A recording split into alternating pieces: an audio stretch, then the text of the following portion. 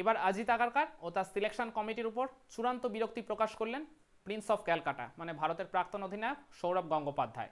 Recent পাস্টের একটা সাক্ষাৎকারে তিনি বলেছেন, এবারের ইংল্যান্ড সফরে ভারতের যে চূড়ান্ত 18 জনের দলটা দেওয়া হয়েছে এই পার্টিকুলার টিমে শ্রেয়াস আয়ারকে না দেখতে পেয়ে তিনি মানে রীতিমতো হতাশ প্রকাশ করেছেন।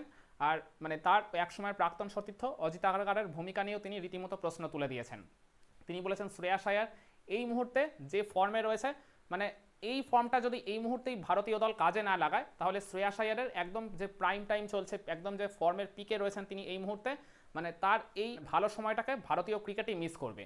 আইপিএলে ব্যাট হাতে তিনি দুর্ধর্ষ ছন্দে ছিলেন, মানে তিনি এতদিন পর্যন্ত যত আইপিএল খেলেছেন এই মরশুমটাই ব্যাট হাতে তার সবচেয়ে সফল মরশুম কেটেছে বলা চলে।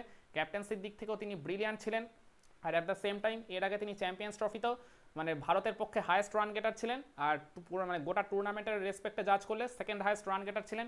ভারতের এই সফল চ্যাম্পিয়ন্স ট্রফি মিশনে শ্রেয়াস আয়ারের অনেক বড় একটা ভূমিকা ছিল।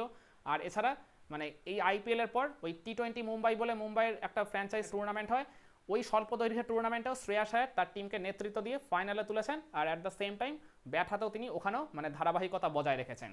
তো ওই কারণেই সৌরভ গঙ্গোপাধ্যায় বলছেন যে মানে এইগুলো আর কি মানে সাদা বলের টুর্নামেন্ট, সাদা বলের ক্রিকেট, আর টেস্টটা তো যেহেতু লাল বলের ক্রিকেট, মূলত সেই কারণেই আর কি মানে ভারতের সিলেকশন প্যানেলের তরফ থেকে ব্যাখ্যা দেওয়া হয়েছিল যে শ্রেয়াস আয়ারকে তারা এই মুহূর্তে টেস্ট টিমের জন্য ভাবছে না। কিন্তু সৌরভ গঙ্গোপাধ্যায় মনে করছেন শ্রেয়াস আয়ার যেহেতু এর আগে রঞ্জি ট্রফিতেও নিজের মানে কার্যকারিতা প্রমাণ করেছেন, ওখানেও তো সফলভাবে তিনি রান পেয়েছেন, ওড়িশার এগেনস্টে 233 রানের একটা ঝোড়ো ফ্যান্টাস্টিক ইনিংস খেলেছেন। এর আগের মরশুমে তার ব্যাটিং গড় ছিল প্রায় ওই 70-এর কাছাকাছি। তো লাল বলের ক্রিকেটেও যিনি ঘরোয়া ক্রিকেটে প্রমাণ করেছেন নিজেকে, তো এরপর মানে টেস্ট টিমে তার সিলেকশন নিয়ে কোনো রকম প্রশ্নচিহ্ন উঠতেই পারে না। মানে উপরন্তু তিনি যখন এই রিসেন্ট পাস্টে এত ভালো ছন্দে এত ভালো শেপে রয়েছেন, মূলত সেই কারণেই সৌরভ গাঙ্গুলি মানে হতাশা প্রকাশ করেছেন যে ইংল্যান্ড সফরে যদি শ্রেয়াস আয়ারকে দলে নিয়ে যেতে পারতো, মানে যখন বিরাট কোহলি রোহিত শর্মা এই দুই সিনিয়র ক্রিকেটারের অ্যাবসেন্স ওই জায়গায় প্রবলভাবে চোখে পড়ছে, মানে দুজন বড় অভিজ্ঞতা তো মিস করবে ভারতীয় দল, সেখানে শ্রেয়াস আয়ার যদি মিডল অর্ডারে থাকতে পারতেন তাহলে ডেফিনেটলি এতে ভারতীয় দলই আলটিমেটলি উপকৃত হতো, ভারতীয় দলের কাছেই আর কি অপশান বেড়ে যেত। মূলত সেই কারণেই অজিত আগারকারের রোল নিয়ে রীতিমতো প্রশ্ন তুলেছেন সৌরভ গঙ্গোপাধ্যায়। অজিত আগারকার তার একসময় মানে খুবই মানে ক্লোজ সতীর্থ ছিলেন।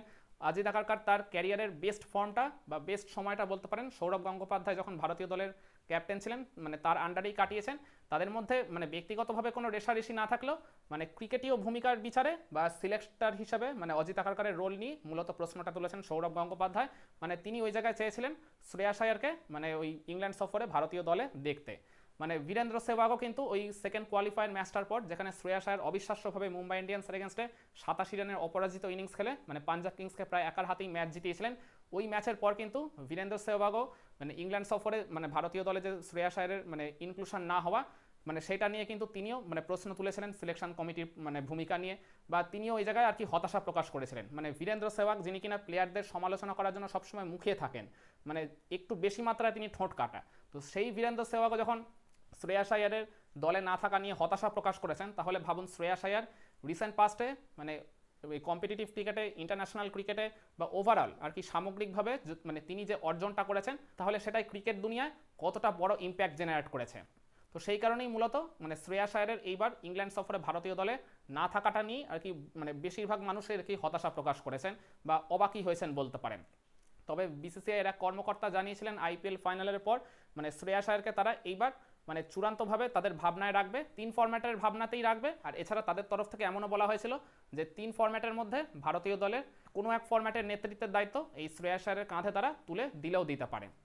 তো দেখা যাক এই ইংল্যান্ড সফরের পর শ্রেয়াস আয়ারকে ঠিক কেমনভাবে জাজ করে বিসিসিআই, বা তার সঠিক মূল্যায়ন বা তার ওই যোগ্য সম্মানটা বিসিসিআই তাকে আদৌ দিতে পারে কিনা, যে ব্যাপারটা নিয়ে আমরা এর আগেও খেলার আড্ডায় একটা কন্টেন্ট করেছিলাম।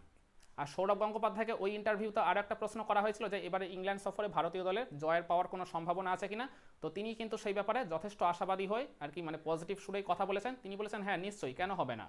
এই জায়গায় মানে বিরাট কোহলি রোহিত শর্মাকে ছাড়াও কিন্তু এই ভারতীয় দল এর আগেও কিন্তু ম্যাচ জিতেছে, সিরিজও জিতেছে। ওই খেয়াল করে দেখবেন ওই 2020-21 সালে ভারত যখন অস্ট্রেলিয়া সফরে গেছিল, বিরাট কোহলি প্রথম টেস্ট খেলার পর কিন্তু দেশে ফিরে এসেছিলেন তার ওই প্যাটার্নিটি লিভের জন্য। রোহিত শর্মা কিন্তু ওই প্রথম 2টা টেস্টে খেলতে পারেনি। ওই মানে ভারত কিছুটা আর কি তুলনামূলক দুর্বল দল নিয়ে ওই সেকেন্ড টেস্টে মেলবোর্ন টেস্টে বক্সিং ডে টেস্টে অস্ট্রেলিয়াকে কিন্তু মানে একবারে দুর্মুষ করে হারিয়ে দিয়েছিল। আর একটা কথা মনে রাখবেন, তার আগের টেস্টে কিন্তু ভারত ওই মাত্র 36 রানে অল আউট হয়ে গিয়ে তাদের মানসিকতার একবারে চূড়ান্ত বিধ্বস্ত অবস্থায় চলে গেছিল। সেখান থেকেও ভারতীয় দল যখন ঘুরে দাঁড়িয়ে ওইভাবে ম্যাচটা জিততে পেরেছিল, তো সেই কারণেই সৌরভ গাঙ্গুলি ওই আর কি কম্প্যারিজনটাই টেনে বলছেন। তো সেবারও যদি আমরা অস্ট্রেলিয়াকে ওরকম ডমিনেট করে হারাতে পারি, তাহলে এবার ইংল্যান্ডের মাটিতে গিয়ে আমরা কেন পারবো না। ডেফিনেটলি দলটা অনেকটাই নতুন, অভিজ্ঞতার দিক থেকে পুরনো সব দলের চাইতেই অনেকটাই পিছিয়ে, কিন্তু পোটেনশিয়াল তো রয়েছে এই প্লেয়ারদের মধ্যে। তো ডেফিনেটলি হয়তো একটা আধটা ম্যাচ হারতেও পারে, কিন্তু ইংল্যান্ডের মাটি থেকে দীর্ঘ ওই 18 বছর পর টেস্ট সিরিজ জিতে আসার মতো ক্ষমতা এই ভারতীয় দলের রয়েছে, সেরকমটাই বলেছেন বা সেরকমই আশা প্রকাশ করেছেন সৌরভ গঙ্গোপাধ্যায়। একমত হবেন আপনারা তার মতামতের সাথে? কমেন্টে জানান।